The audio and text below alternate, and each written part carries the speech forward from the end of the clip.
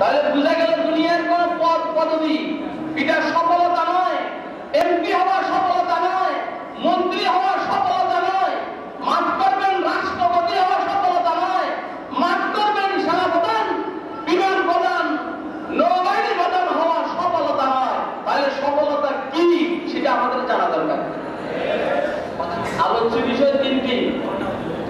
সফলতা কাকে বলে, সফলতার জন্য কি কি করণীয়, সফলতার জন্য বাধা কি জিনিস। আলোচ্য বিষয় কয়টা বলেন? কয়টা? এখন তিনটার কয়টা শেষ হবে আজকে আমার জানা নাই। আল্লাহ রাখলে আগামীকালকেও আসি, যদি কিছু থেকে যায় ইনশাআল্লাহ আগামীকালকে আলোচনা হবে। সফলতা কাকে বলে? প্রথম কথা হইল আমরা সবাই সফল কাম হতে চাই। কথা বল, আরে কথা বল। এখানে কেউ আসেন নাকি যে আপনার সফল হতে চাই না বিফল হতে চাই না? হ্যাঁ, কেউ আসেন? সফল হইতে কার কার মনে চায় হাতটা দেখা। সফল সফল সফল, আমি আমার কাজে সফল, জিন্দেগিতে সফল, টার্গেটে সফল। তা আমরা সবাই সফলতা চাই কি চাই না? এখন সফলতা যে কোনটা এটা হইল মুশকিল নির্বাচন করা। কেউ আমেরিকা যাইতে পারলে নিজেকে সফল মনে করে, কেউ লন্ডন যাইতে পারলে নিজেকে সফল মনে করে। ছোটখাটো যারা আছে এরা কাউন্সিলর হইতে পারলে সফল মনে করে, আর একটু বড় যারা এরা এমপি হইলে সফল মনে করে, আর একটু বড় হইলে মেয়র হইতে পারলে সফল মনে করে, আর একটু বড় হইলে মন্ত্রী হইতে পারলে সফল মনে করে। ঠিক আছে, চুরি করার সুযোগ আছে তো? কথা বলেন, চুরি করার সুযোগ আছে তো? এই জন্য এগুলো হইতে পারলে সে সফল মনে করে। অল্প দিনে বড়লোক হওয়ার জন্য এগুলোর বিকল্প নেই। আপনার যদি অল্প দিনে বড়লোক হতে মনে চায়, 2 নম্বর রাজনীতি করবেন, আপনি অল্প দিনে বড়লোক। আর আমাদের মতো 1 নম্বর রাজনীতি করবেন, দীর্ঘ 25 বছর থেকে সংগঠনকে চাঁদা দিয়ে আসতে আছে, এরা আজ পর্যন্ত চাই না পাইনি, সামনে পাওয়ার সম্ভাবনা নাই যদি আল্লাহ আখেরাতে দেয়। কথা কয়, আরে কথা কয়, আরে বাবা আপনি বুঝে না মানলে তো দুধ বাইর করবেন। গাড়ির স্তনের থেকে বাটিতে থেকে দুধ বাইর করতে হইলে আপনাকে একটু বুঝে দিতে হবে। বুঝা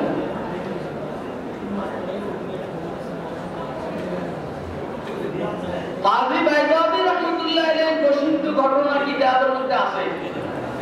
কাজী বাইজাবি আমাদের মাদ্রাসা লাইনে একটা কিতাব পড়ানো হয়, বাইজাবি শরীফ। একটু কঠিন, বাকি মজার কিতাব। সুবহানাল্লাহ, সূরা ফাতিহা, তারপরে হুরুফে মুকাত্তাআত, আলিফ লাম মিম, এই হুরুফের উপরে কাজী বাইজাবির তাহকিক লেখা, বুঝার মতো, পড়ার মতো। আলহামদুলিল্লাহ আমি নিজে পড়ছি, 3 বছর পড়াইছি বাইজাবি শরীফ। কাজী বাইজাবি রহমাতুল্লাহ আলাইহি এক সময় এক এলাকার জাস্টিস ছিলেন, জাস্টিস, বিচারক। বিচারক যারা হয় এদেরকে আরবিতে কি বলে? কাজী। তো কাজী সাহেবের চাকরি চলে গেছে। কেন গেছে? উনি সরকারের তালে চলেন নেই, এই জন্য চাকরিটা চলে গেছে। চাকরি বাঁচাইতে হইলে সরকারের তালে তালে চলন লাগে। সরকারের তালে না চললে চাকরি থাকে না। এই জন্য আমাদের অনেক মৌলবী সরকারের তালে তালে চলে, কথা কয় না। কি লেগে জানি চলে আমার জানা নেই। যা হোক, মুহাম্মদুর রাসূলুল্লাহ সাল্লাল্লাহু আলাইহি ওয়াসাল্লাম সরকারের তালে যে সমস্ত মৌলবীরা চলে, এদের ব্যাপারে একটা মজাদার কথা বলছি। হুজুর বলছেন, আল উলামা মানাউদ্দিন ইযা লাম ইউখালিতুল উমারা ওয়া ইযা খালাতুল উমারা ফাহুম নুসুসুদ্দিন ফায়দারুহু।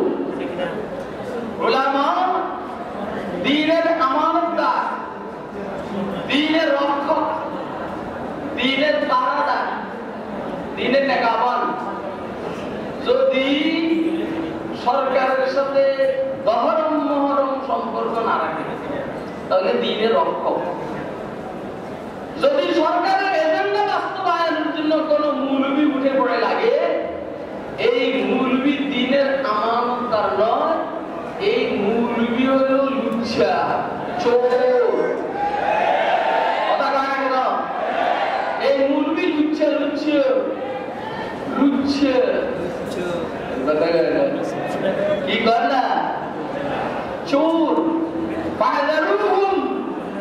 এই মৌলবীর সাথে সম্পর্ক রাখবে না, এই মৌলবীদেরকে অ্যাভয়েড করো, এদের থেকে বাঁচো, পরহেজ করো। সুবহানাল্লাহ। আকবর দেখলেন বাদশাহ জালালউদ্দিন আকবরের দরবারের দুই চারজন মৌলবী ছিল লুচ্ছা, চোর। আবুল ফজল ফয়জি, মোল্লা মুবারক, এরা সব সময় আকবরের সাথে চলতো, স্টেজে বসতো, মিডিয়ার সামনে আসতো। আর আল্লামা খাকানি ওই সময়ের এক মৌলবী, সরকার গেছে না, সরকারের থেকে দূরে। একদিনের ঘটনা, খাকানি নিচে, আবুল ফজল ফয়জি মুবারকেরা স্টেজে, অথচ এদের তিনজন। খাকানির এক লোকমা হবে, এক লোকমা। সরকারের সাথে চললে ছোট মৌলবী, বড় মৌলবী, আর সরকারের বাইরে চললে বড় মৌলবী, ছোট মৌলবী। আর কথা কয় না কেন?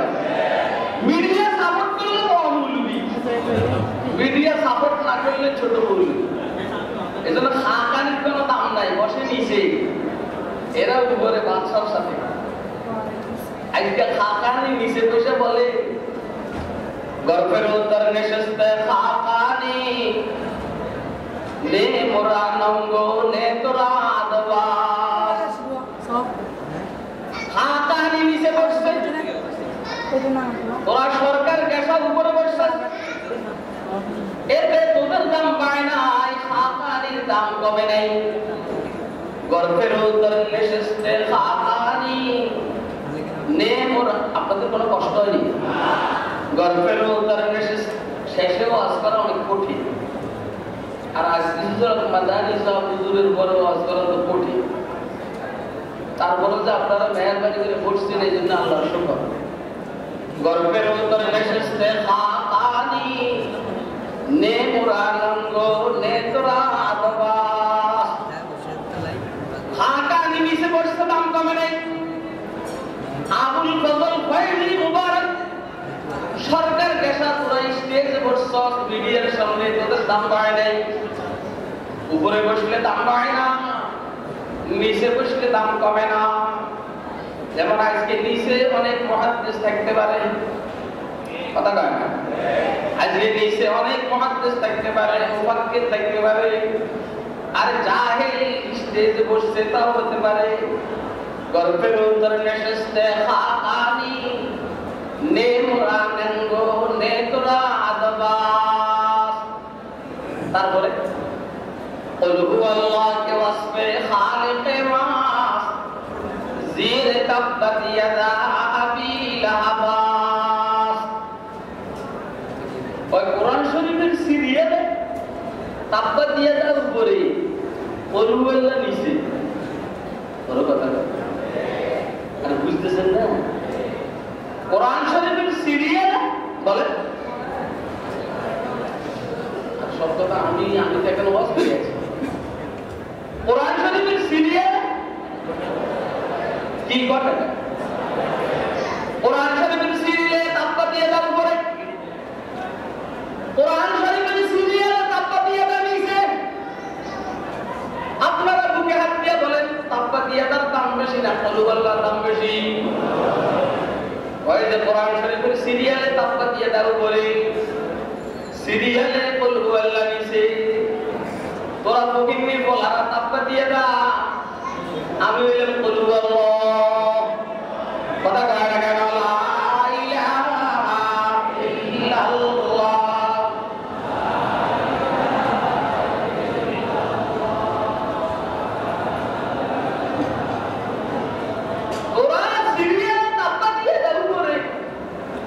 আমি কলুল্লাহ মার্কা নিয়েছি। কলুল্লাহ তিনবার বলে একরকম কোরআন শরীফের সওয়াব। সুবহানাল্লাহ বলবেন না? এটা তো জানেন আপনারা, সব তো জানেন যে ওয়াজে কলুল্লাহ তিনবার বললে একরকম কোরআন শরীফের সওয়াব। তাকবা দিয়া না 100 বার পড়লো একরকম কোরআন শরীফের সওয়াব। কথা কয় না? তাকবা দিয়া তো দাম বেশি না কলুল্লাহর দাম বেশি? দাম বেশি।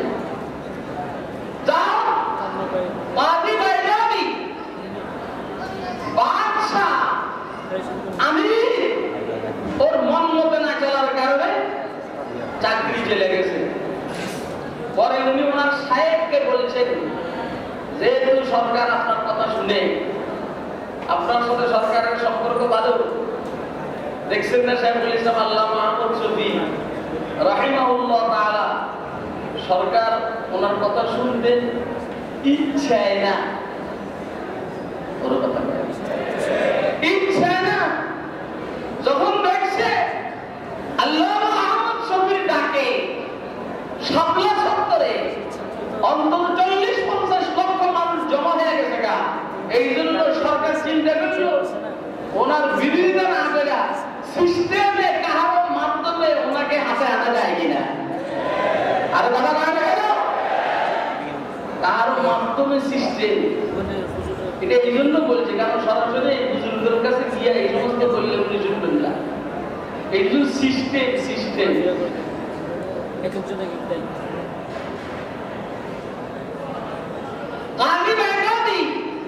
ওনার সাহেবকে বলছেন আমার জন্য একটু সুপারিশ করে যেন আমাকে চাকরিটায় বহাল করা।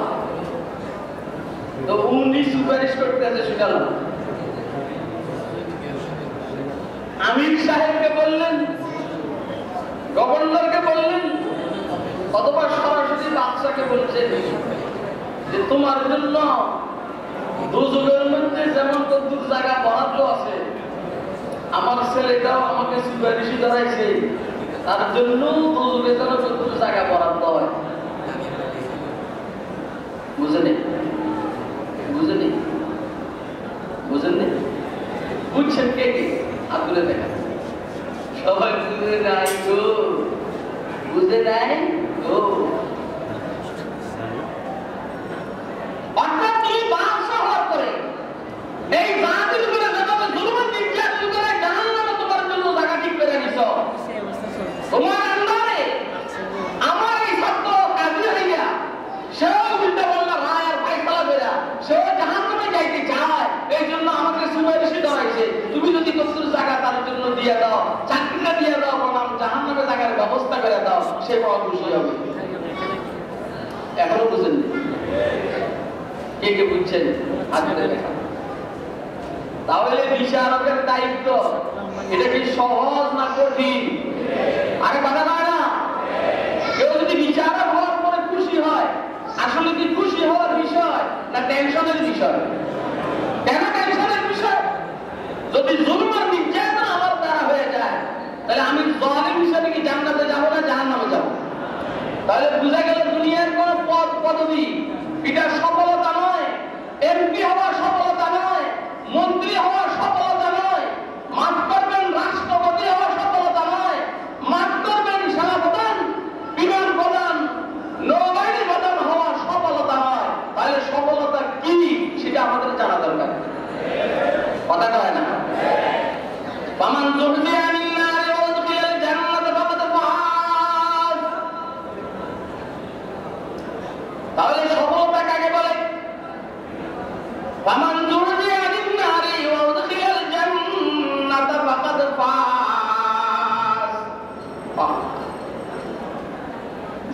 লোকটাকে জাহান্নামের থেকে বের করা হলো, যে লোকটাকে জান্নাতে প্রবেশ করানো হলো, অথবা যে লোকটাকে জাহান্নামের থেকে বের করা হবে, যে লোকটাকে বেহেশতে ঢুকানো হবে, আল্লাহ বলেছেন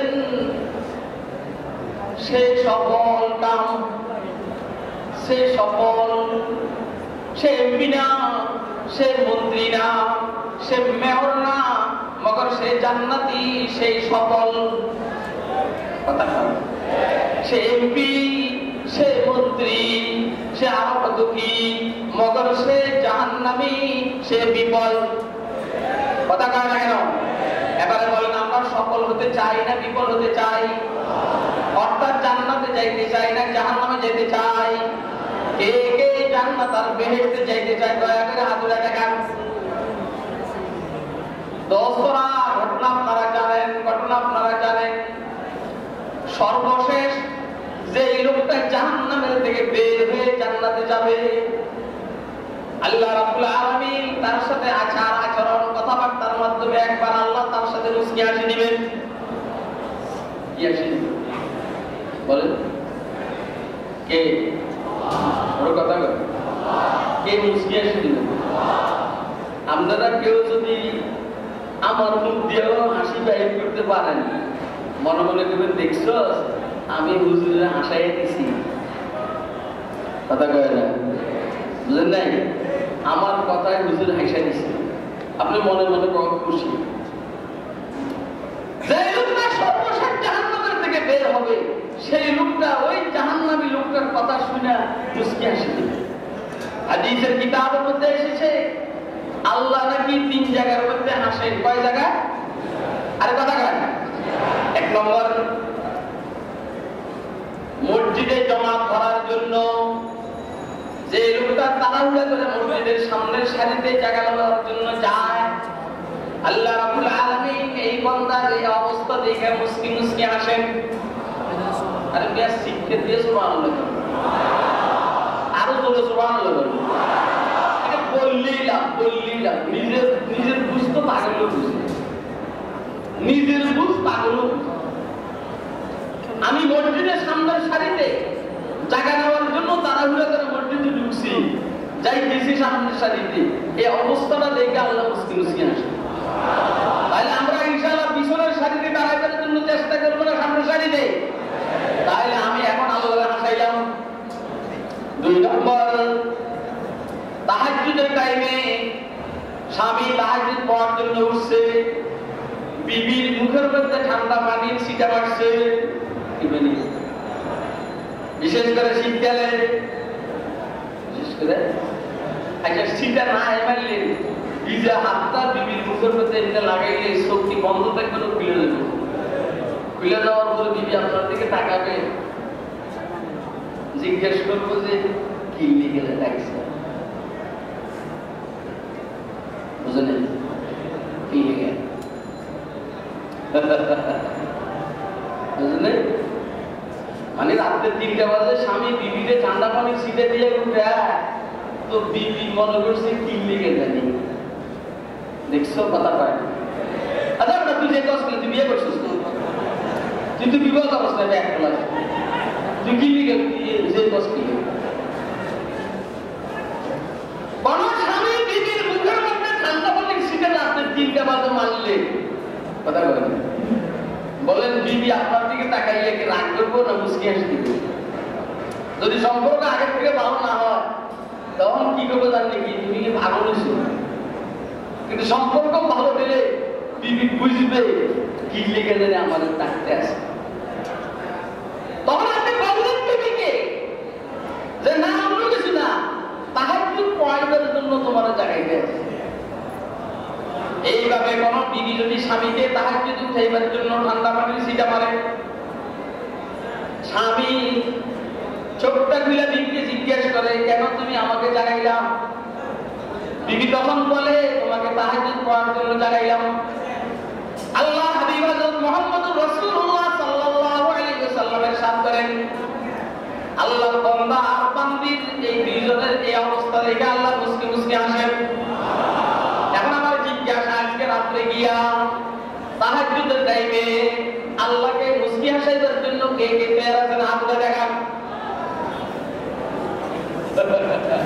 যারা বিয়ে করেন না এরা হাত দিচ্ছে বেটা, যারা বিবাহ করছেন তারা হাত দেন। তোমার এত কম মেশিনে বিয়ে করছে আচ্ছা ঠিক আছে, আজকে উঠানো জরুরি না, আজকে বিবিরে জাগানো জরুরি না। যখন বিবাহ করবেন তখন তার ভিতরের জন্য বিবিকে উঠাইবেন আর বিবিরে ওয়াজ শুনাইবেন, বিবি আপনাকে উঠাইবে। এটা সামনের দিকে করবেন কে কে? হাত ধরে দেখান না। ঠিক আছে, ছোটবেলা না ঠিক আছে। আল্লাহ এদেরকে লম্বা হায়াত দান করো। তাহলে এই কয় টাকা হলো? বলতে কয় টাকা হলো? দ্বিতীয় নম্বর টাকা, সর্বশেষ যে লোকটা জাহান্নামের থেকে জান্নাতে যাবে, আল্লাহ রাব্বুল আলামিন তার দিলের ভিতরে তামান্না আশা দিয়ে দিবে। সে আল্লাহকে বলবে, আল্লাহ দয়া করে আমার চেহারাটা দয়া করে বেহেশতের দিকে ফিরিয়ে দাও। আল্লাহ তখন বলবেন, আর তো চাইবি না? কয় না, আর কিছু চাবো না, শেষ। তার চেহারা জান্নাতের দিকে ফিরিয়ে দেওয়া হবে। আল্লাহ জান্নাতি না তো নেয়ামত দেখে মাথা খারাপ হয়ে যাবে, বলবে আল্লাহ দয়া করে তুমি আমাকে জাহান্নামের দিকে উঠাও, জাহান্নামের দিকে উঠে দাও। তখন আল্লাহ রাব্বুল আলামিন বলবেন, ওয়াইলাকা ইয়া ইবনা আদম মা আদারাক, আদম সন্তান তুই বড় গাদ্দার, তুই বড় বেওয়াফা, তুই ওয়াদা খেলাপ করস, তুই না বলেছিলি আর কিছু চাবি না, তুই যে আবার চাইলি।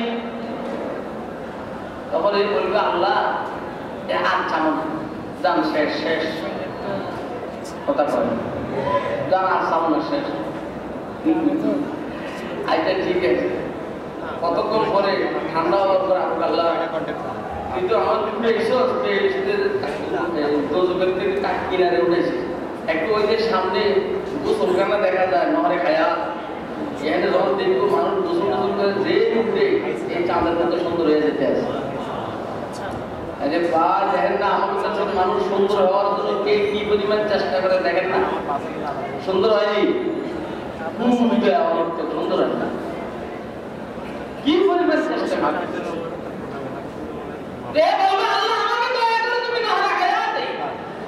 গোসল করার সুযোগ দাও। আল্লাহ তখন বলবেন, আর তো চাবি না?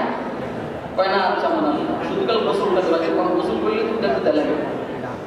দেখছো কথা, গোসল করলে মানুষের কি লাগে? গোসল করে তখন একদম স্মার্ট হয়ে গেছে। স্মার্ট মানুষ গোসল করলে কিন্তু এমনি সুন্দর হয়ে যায় না, ভাই শরীরের মধ্যে একটু আরাম আসে, ক্লান্তি কাটে। তাই জন্য ঈসা আলাইহিস সালামের যৌবনের আলোচনা হযরত রাসূল আকরাম করেছেন, কানাহু খারাজা মিন দিমাসিন ইয়ানি হাম্মামিন। মনে হয় কোন ঈসা আলাইহিস সালাম এই মাত্র গোসল করতে বাইরেছে, এত ফুটফুরে দেখা যায়, ফুটফুরে গোসল করার থেকে বাইরে নয়, হায়াত থেকে বের হয়ে এবার আল্লাহর বান্দা বলবে, আল্লাহ তুমি দয়া করে আমাদের জান্নাতের গেটে পৌঁছায় দাও। আল্লাহ বলবেন, ওয়াইলাকা ইয়া ইবনা আদম মা আদারাক, ও আদম সন্তান তুই বড় গাদ্দার, তুই বড় বেওয়াফা, তুই না বলছো আর চাইবি না, চাইলি কি? আল্লাহ আর চামন, আল্লাহ তুমি আমাদের বেহেশতের গেটে পৌঁছায়। আসলে এগুলো পাঠাইতেছেন কে? বলেন না কে? আমাদের ওয়াজ রাখছেন কে? ধর্মীয় কথা কয় না, আমাদেরকে ওয়াজ রাখছেন কে? লক্ষণ বালা, লক্ষণ বালা। আল্লাহ আমাদেরকে জান্নাতের দিকে নিতে চাইতেছেন, এই জন্য ওয়াজ মাহফিলে আনছেন। আলহামদুলিল্লাহ বলেন না? চেষ্টা করে আসা যায় না।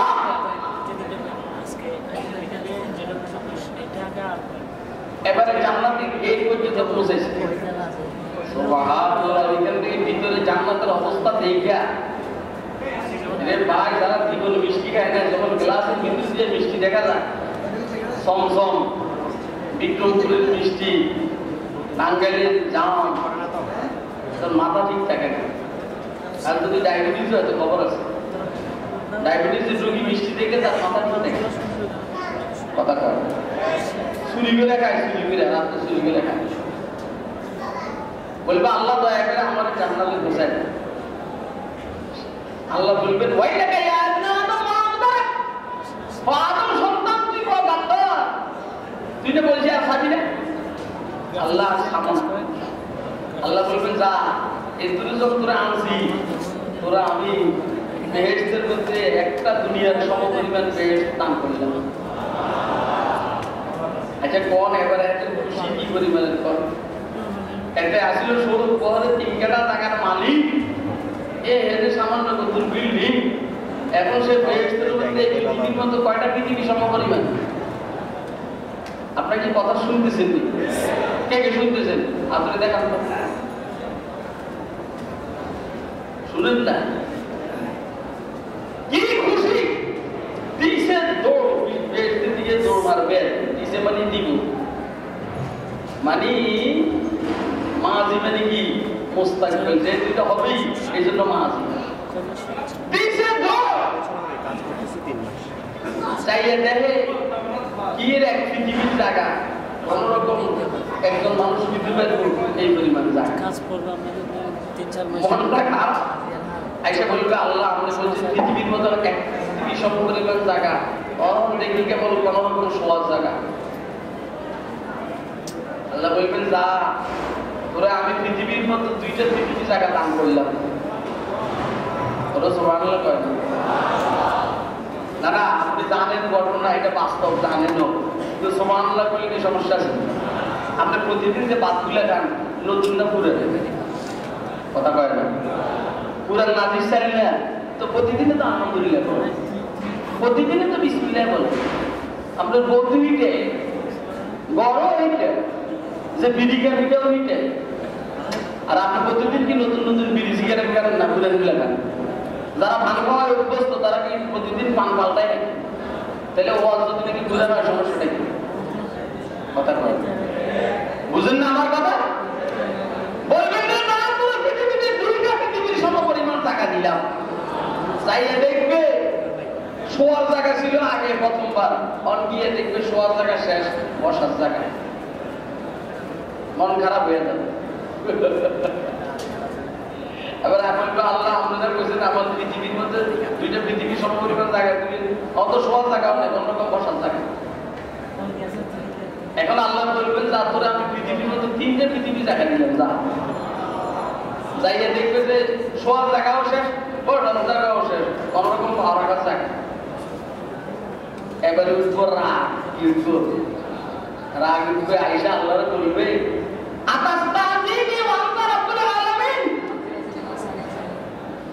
সুযোগ দিলে সুযোগ দিলে মাফ করবেন এই জন্য বেশি সুযোগ দিতে নাই ইসলামের দুশ্মনদেরকে নাস্তিকদেরকে বেঈমানদেরকে আমরা তাওহীদি জনতা বেশি সুযোগ দেওয়ার কারণে এদের আস্ফালন বেড়ে গেছে কথা বলা গেল এই জন্য এরা এখন আমার ভাইদেরকে ছুরি মারে মারি ফেললে কথা কয় না এই ছুরি খাওয়ার জন্য রেডি হয়ে পড়ো অতিকাল আইয়াম নুদাবিলুহা বাইনান নাস এক মাঘে সূর্যের চাঁদে 15 দিন আলো 15 দিন অন্ধকার একটা সময় ছিল মক্কাওয়ালারা কেবল মারছে আর মুসলমানরা কেবল মারি খেয়েছে আল্লাহর দয়ায় 13-14 বছর পরে সময় এত পরিবর্তন হয়ে গেছে এবং এখন শুধু কেবল মদিনাওয়ালারা মুসলমানরা মারি দেয় মক্কাওয়ালা সহ রোমানরা পারস্যওয়ালারা হাবশাওয়ালারা কেবল মুসলমানদের হাতে মার খেতে আছে সময় এসে গেছে 12 বছর গেছে 13 বছর 14 বছর 15 বছর আরো 2-1 বছর সময় আছে বুঝলাম মার খেতে খেতে দেওয়ালে পেট থেকে গেছে এখন মার দেওয়ার জন্য আপনারা কারা কারা দেয় হাত দেখা